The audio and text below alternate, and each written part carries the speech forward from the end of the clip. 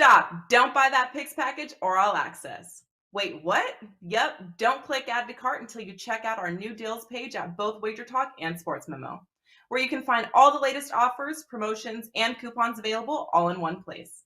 These deals are updated daily and can be found by clicking deals in the nav at WagerTalk or Sports Memo, going to wt.buzz/deals, or scanning the QR code on your screen.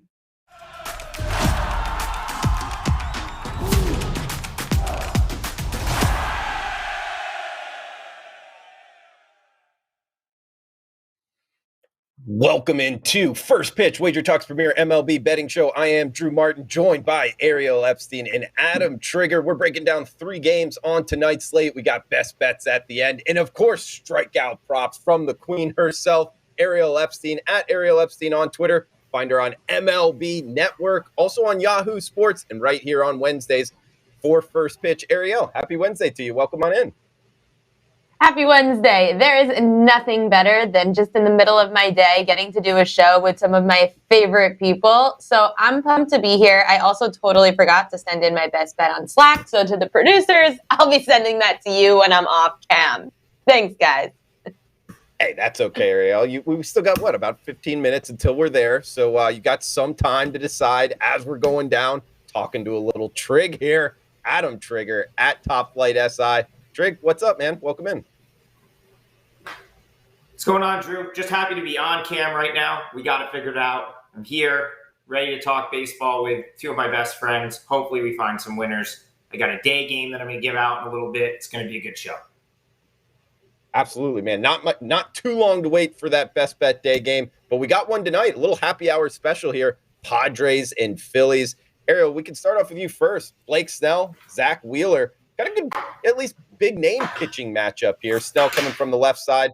Phillies have performed well against lefties. 7 in the hook being the total. We're seeing Zach Wheeler in the Phillies playing better baseball of late. However, losing yesterday to the Pods, minus 145 to minus 150 favorites here. Are you liking anything in Philadelphia tonight? To be honest, I don't really like this game. I'll have plays in the other 2. I wanted to bet a first 3 under. I'm a little nervous because of the Blake Snell pitch count. He's probably not going to throw more than 4 innings in this spot. He only threw 67 in his spot in AAA last Tuesday. Now he's going to be backed up by Nick Martinez, who's going to come in after him. I'm just too nervous about both these starting pitchers. Zach Wheeler pitches much better at home than he does on the road. However, I've looked at the first 3 innings for both these pitchers.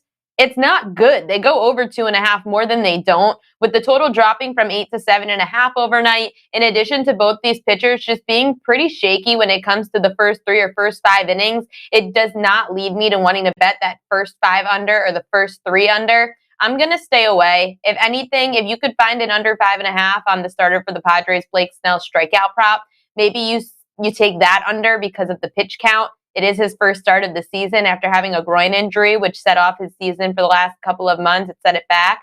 I would go under on his strikeout prop. Otherwise, I'm staying away from a side in this game, Drew.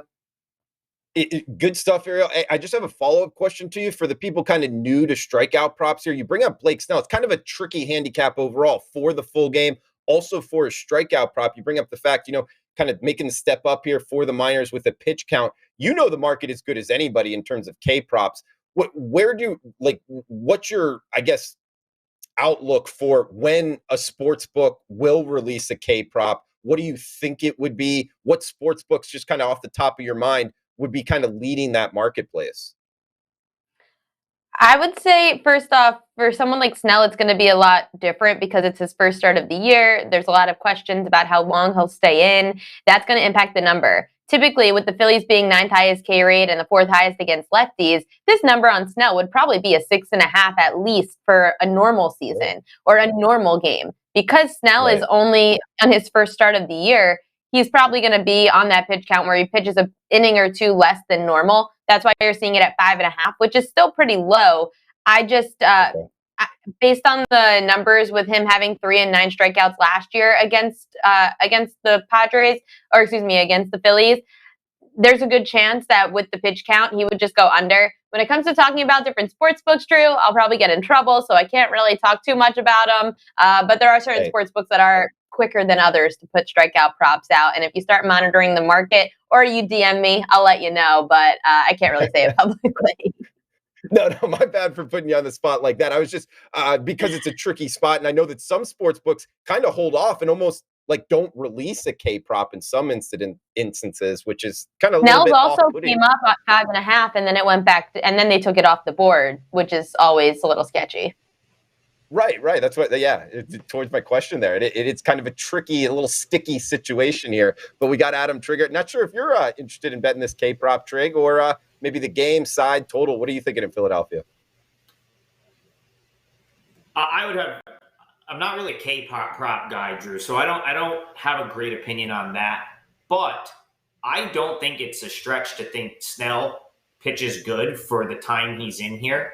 And I actually like the Padres. I think plus 130, plus money on the Padres here is very fair, and definitely the way I would look to bet this game. So the Phillies, in my opinion, are a streaky team, and they were streaky good last week, right? They took the first 3 of a 4-game series with the Dodgers, but lost the finale. And the fact that they got shut out last night and just didn't hit makes me kind of feel like the offense might go cold in the immediate future here for the Phils, because that's just kind of the team that they've been. When they're hot and they're hitting, and when they don't hit, they just don't. And, you're probably going to have Harper out for at least another day, so that's significant. And the Padres have an interesting sort of scenario right now where they've got all these starting pitchers, right? Because Clevenger just came back, and now Snell is back. Mackenzie Gore pitched great as a starter when they called him up. And Nick Martinez was kind of rolling as a starter as well. So what I think is going to happen here, I think you're going to get Snell for a very brief period of time. They're probably going to look to see if he can get through the order once. And then my guess is they'll let him go, through the order a second time until he either gets in trouble or hits maybe, 55, 60 pitches, we'll say. But I don't see an issue with that, because then you get Nick Martinez probably again once through the order. And that's fine with me. I think he's been solid, and it gives the Phillies a totally different look for probably another 3 innings. So I actually think that's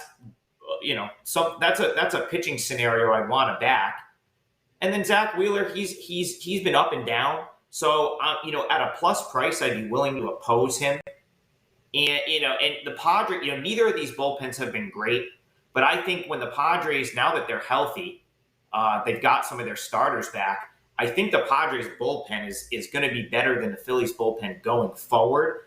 So, I add all of that up, and Snell did not have a good year last year in his first year in San Diego. So I think he's gonna want to come out and pitch well, and have a good debut. But also the odds makers and people betting have last year in their mind with Snell, and I think that's why everyone's betting the Phillies today. And I think that's why you're able to get plus 130 on a guy like Blake Snell, who was an ace 2 years ago. So Padres plus 130 definitely seems like the value here. It's definitely the way I would look in this game. All right, good stuff, Trig. Guys, we got 2 games left. Getting into it now. Heading to the Lone Star State here. We got Texas hosting the LA Angels up next, Trig. Ohtani versus Dunn. Good pitching matchup here. Dunning has, the former first rounder from the University of Florida. I think he's been good overall. His last start, not so much. Texas has won 3 straight here with run totals. Watch out for this offense. 10, 7, 7, 24 runs in their last 3 games, Trig. They are at home, however, up against Ohtani, arguably the best player in baseball. Most fascinating to watch, in my opinion. This bullpen's been good as well. You can see why the Angels commanding a huge price tag here, minus 185 as the favorite, 7.5 the total. What are you liking in Arlington tonight, Trig? Well, Drew, last week on the show, my best bet was the Rays at plus money. And a big reason for that handicap was I feel like Ohtani, because he's such a dynamic, generational type talent and player, gets overrated as a pitcher. And I think that's what we're seeing again here. Ohtani being a great hitter and a great player is every single day with the Angels. And I think when it comes his turn to pitch, that gets overstated in the line, which is what I'm seeing with him as such a big favorite on the road here. So the way I would look here, I would lean toward Rangers plus 1.5 because you can get it at about even money. The run head start. They hit Ohtani earlier this year. They've been playing excellent. We've talked about the Rangers on this show multiple times, that the sharp bettors have been hammering the Rangers all year. So you wonder if, they're finally going to get their payoff, or they finally are getting their payoff here with the Rangers stringing a couple wins together.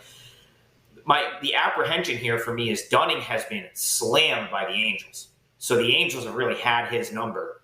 And, that gives me, and of course they're trying to avoid a sweep. So that gives me a little bit of pause in terms of adding this to my client card or making this a best bet. But, the plus 1.5 head start at a very cheap price for a Rangers team that's been playing well is the way I would look in this game. I think it's the right value if you're going to bet this one, to take the free run with the Rangers and see if they can complete the sweep here. Okay, 8 p.m. Eastern start here. Coming to the prop queen up next. Ariel, what are you liking in Arlington tonight? Angels and Rangers. I'm liking the team total over of 4.5 runs on the Los Angeles Angels. It's at plus 105. I looked back to the games where the Angels were on the road as a favorite.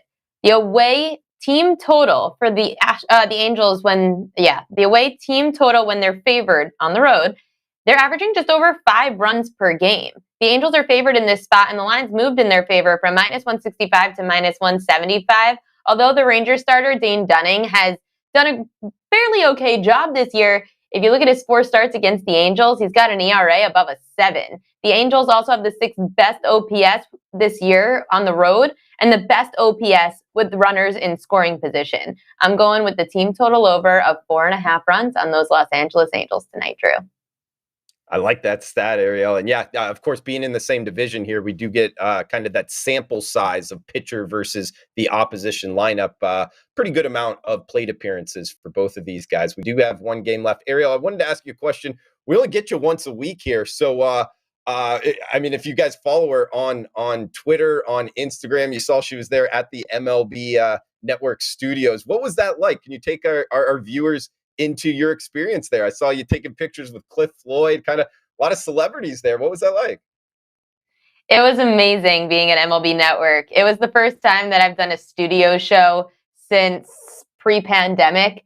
It's great to get to meet people and not just have them behind a computer on a Zoom. It was also really awesome to be in these brand new, we moved into a new studio that was a different one than what Matt Fiskersian, my co-host, was originally in. Now we're in where the Hot Stove studio was before the season started. There's 2 different buildings, so there's a lot of back and forth between people with going back and forth between the different studios and the different buildings. Everyone's just such a pleasure to work with, and I had so much fun getting out of this hovel of a closet that I'm in my apartment.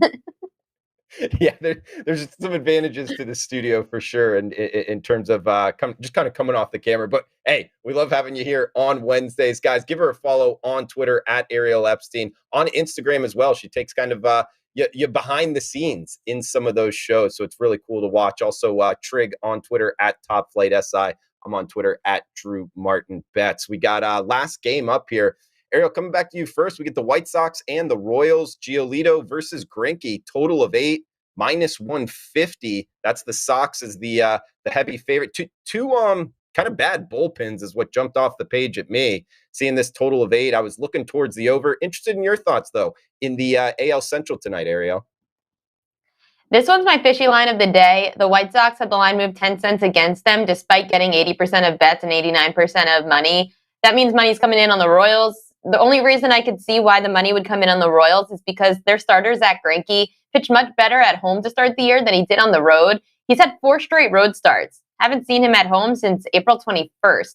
In those first 3 starts at home, Greinke only gave up a max of 2 runs to his opponents. The team totals also none of them, none of those 3 home games, a team went over 4.5 runs. I'm going with the White Sox team total under of 4.5 runs. The White Sox have been a bottom 10 team this year with runners in scoring position when it comes to their OPS.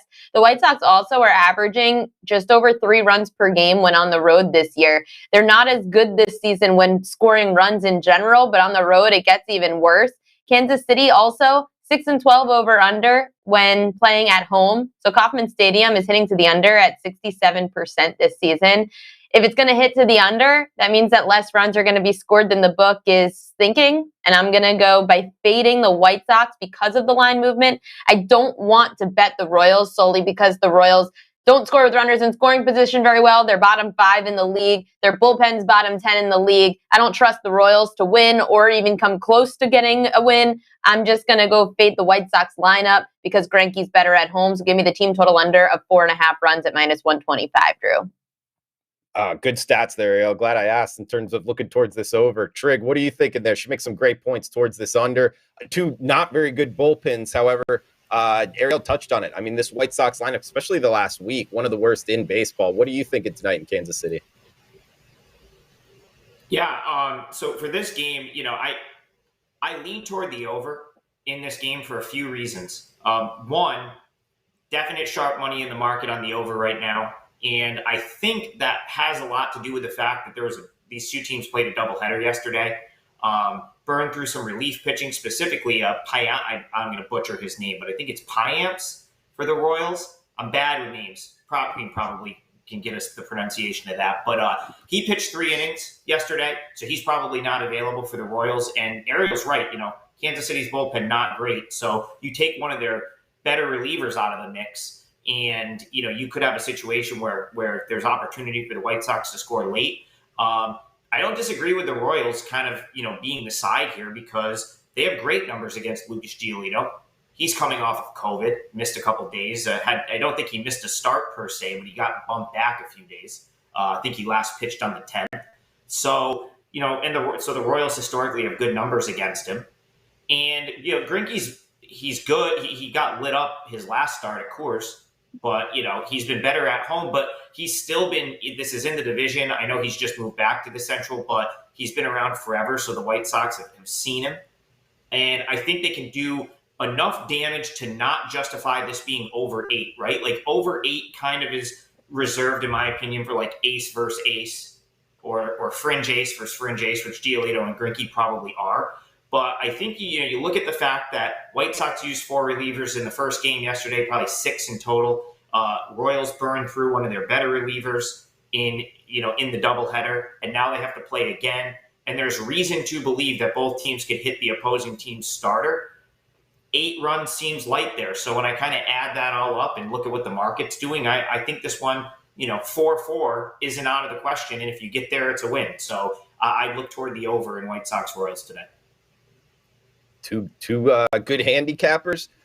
2 different opinions here on how many runs will be scored. You make the choice. That's the viewership's decision here. I'm kind of on the fence myself. So, guys, hey, that's the point of the show here. Different angles for these games. Please smash that like button if you're liking the content. Huge shout out to the chat box. We got Paco in the house. Paco Healy saying Hustle Show Pod. Yes, tonight, 6 p.m. Eastern. Come back and join us right here on the WagerTalk YouTube channel. We got Mike Campbell. What is up, buddy? Professor Chris, C. James. Jennifer in the house, all of you, thanks for joining us live. Brandon as well. Feel free to reply below in the reply section. Let us know what you're betting tonight. Any questions, we'll answer them here on the show. 2:00 Eastern time. First pitch on the WagerTalk YouTube channel, Monday through Friday, guys, during MLB season. Adam Trigger, Ariel Epstein, Drew Martin. It is time for Best Bets. Going around the horn here at Top Flight SI on Twitter. Check him out, wagertalk.com. He's got a free play up and available. Trig, throw it over to you, Ben. What do you got for best bets for the show, and any final thoughts you want to throw out there?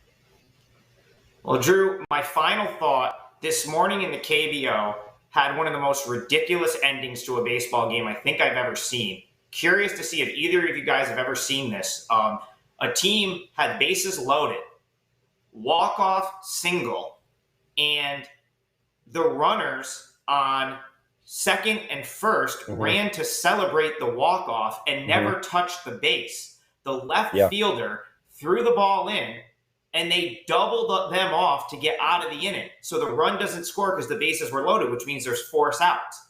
So they ended up with 1 out.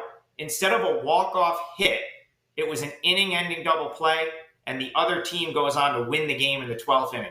Have you ever seen that in professional baseball, Drew Martin Betts? Oh, well, to answer your question, you threw a curveball in there at the end. You said professional baseball. I played in a little league game, and that happened to us. We thought we won, didn't run to second base, and we lost the game. So I've actually experienced it.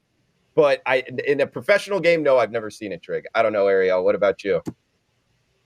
No, no, I don't think I've seen that. I have seen, I remember early in the year, and I think I sent it to the group chat, where there was a home run that was a walk-off home run that was called back in the ECU baseball game in like the first or second week of the season. Do you remember I sent that to you in the group chat? And ECU was supposed to have walked off, and then they called back the home run because apparently the first base ump called time in the middle of the pitch being thrown. It was the most ridiculous thing I've ever seen. So the team celebrating thinking they won, but they ended up calling back the walk-off. That was probably close to what you were talking about.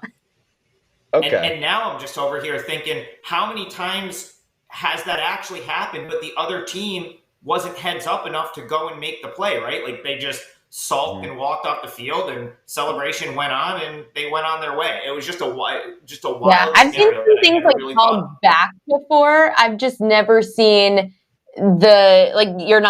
it's not processing before. I've seen, I was at a Ravens game too, my first Ravens game ever.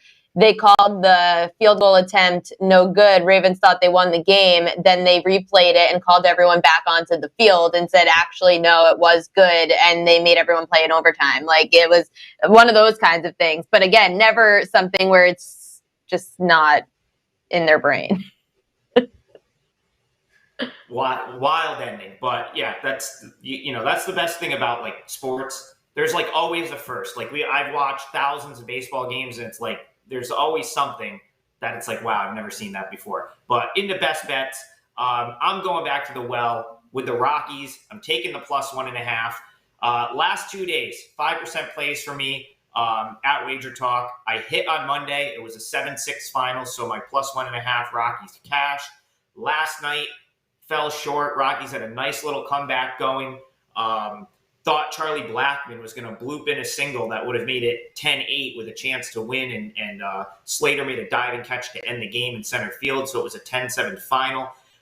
Going back to the well, I once again, I think you're getting a free run with the Rockies at home in a spot that you probably shouldn't be able to play +1.5 at like -110, because I think this is a closer matchup than the line suggests.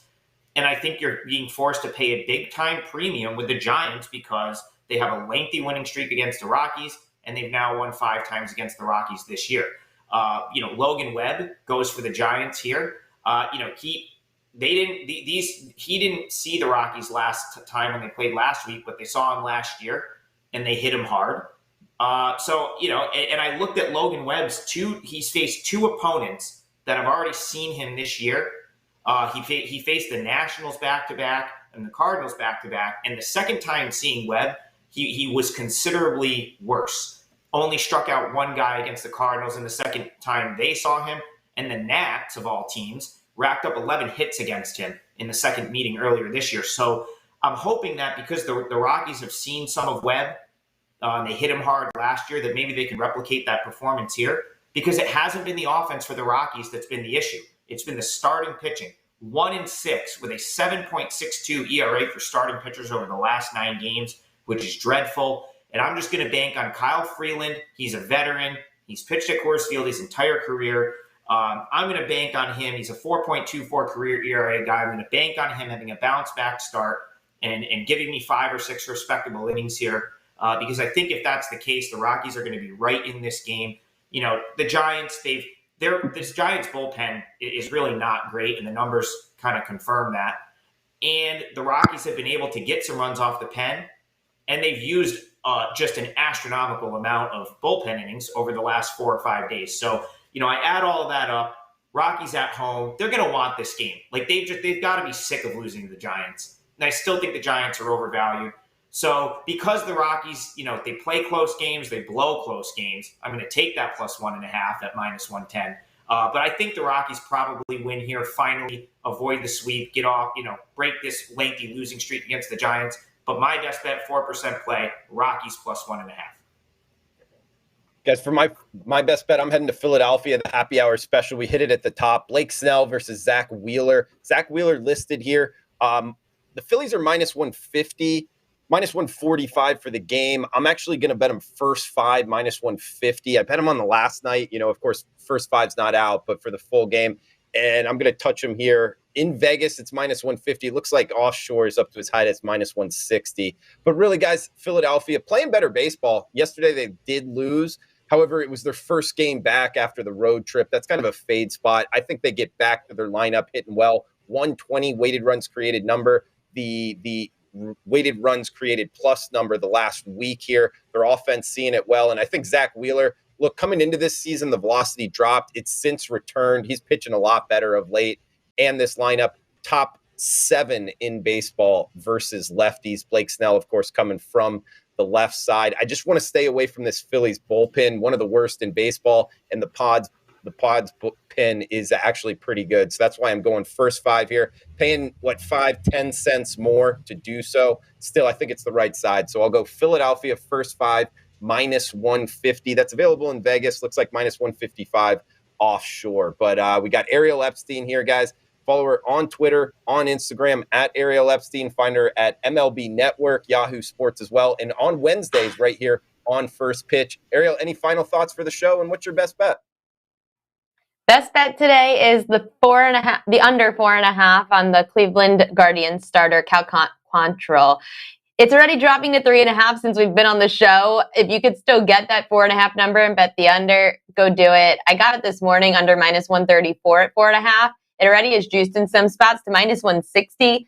I only give that out to places like this because I know that we've got a lot of sharp bettors out there. Quantrill should go under 4.5. He's only gone over 4.5 once this season, and that was up against the Padres. Otherwise, he's pitched before not against Cincinnati, but he has pitched against teams like Cincinnati, where even though they may be higher K-rate teams, he's still gone under. The Angels are a high K-rate team. He had 4. The San Francisco Giants, he only had 2. The Cincinnati Reds are one of the more K-rate teams. They're 9th in against right-handed pitchers, 10th overall. However, 11 and 15 right-handers are over under their K-props this year when up against the Reds. The book is going to always make it a strikeout prop too high when it's one of the top 10 K-rate teams. I'm going under 4.5 strikeouts. Quantrill's not really a strikeout pitcher, Drew. Like it, Ariel. Good stuff, guys. In recap of the best bets, we got Philadelphia, first five. Heard it there. Also, check us out, WagerTalk.com. Trig and I told you guys, my sync guy is coming. My sync guy's here. My sync is exploding. All right, good stuff from Ariel. Adam Trigger as well. I am Drew Martin. Guys, tomorrow, same time, same place. Come back and join us right here on the Wager Talk YouTube channel. Best of luck until then. Please push that like button. Thanks for tuning in.